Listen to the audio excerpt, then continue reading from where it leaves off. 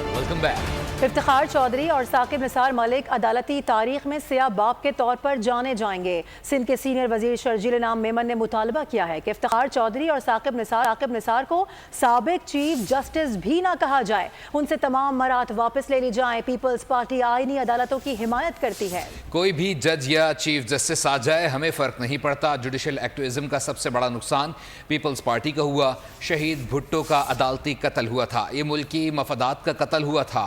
मिसाक जमहूरियत में आईनी अदालतों की बात की गई। नवाज शरीफ और बेनज़ीर ने चार्टर ऑफ डेमोक्रेसी पर दस्तखत किए। पीपल्स पार्टी चाहती है कि अवाम को फौरी इंसाफ मिले।